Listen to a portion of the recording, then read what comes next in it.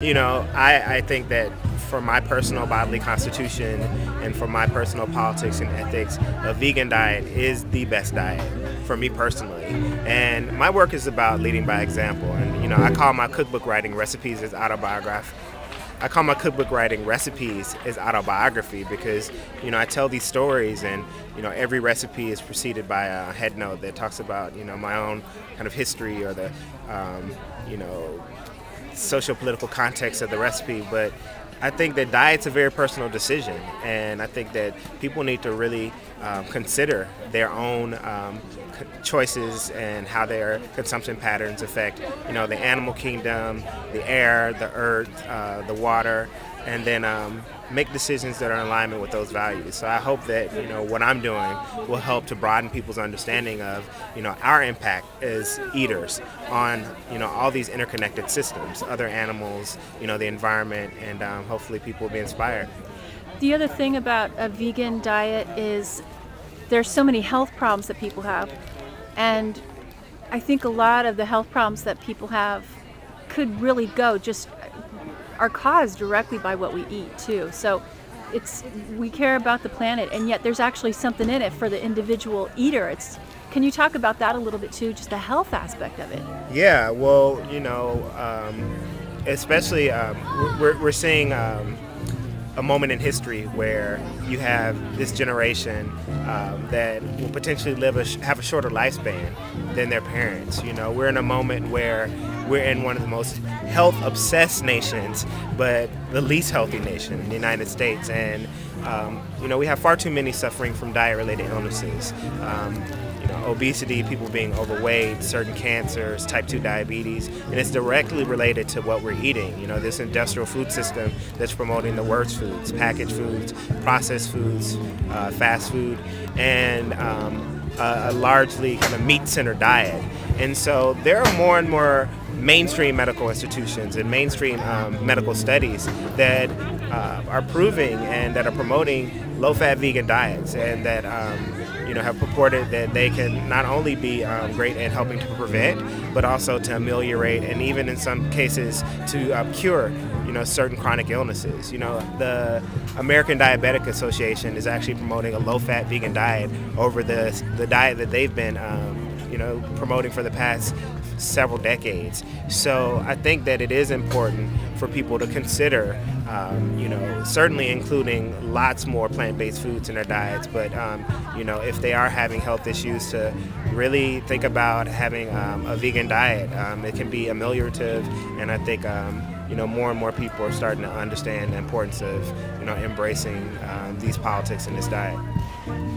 I think a lot of times when people think about becoming vegan, they think that they're going to suffer. It's a sacrifice.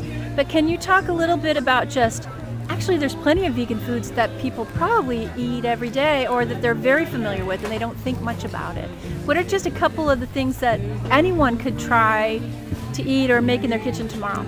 Yeah, a lot of people hear the word vegan and they automatically think lack. They think I'm going to be, missing so much from my diet. And for me, embracing a plant-based vegetarian or vegan diet means opening up to a plethora of new fruits and vegetables and grains that I think so often people with meat-centered diets, just don't have access to because they're so focused on that big hunk of flesh in the middle of their plate. And,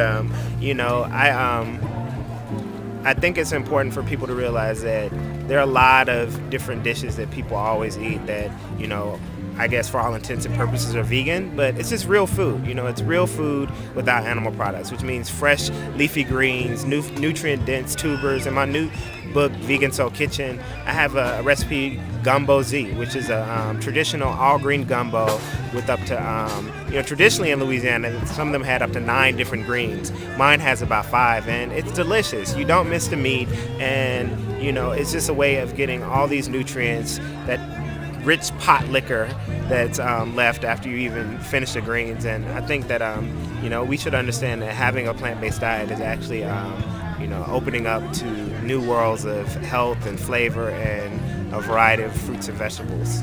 So this morning you did a cooking lunchbox exercise with a bunch of kids.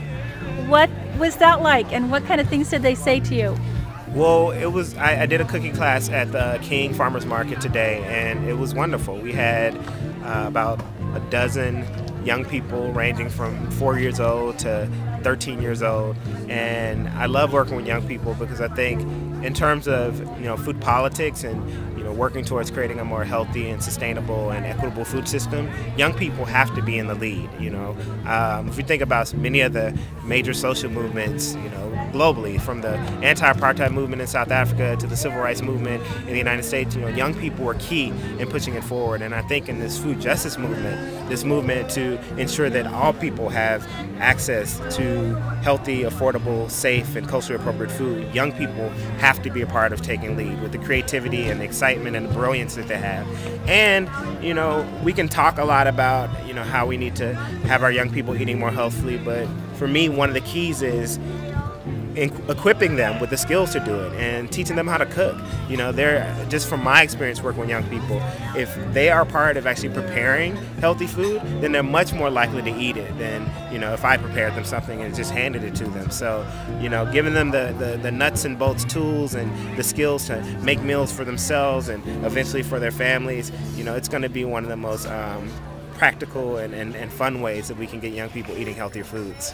Is there anything else about the work that you do and the traveling you do around the region, around the country, that you think people could benefit from knowing a little bit about your experience and the food that you make? Is there anything else that people should know?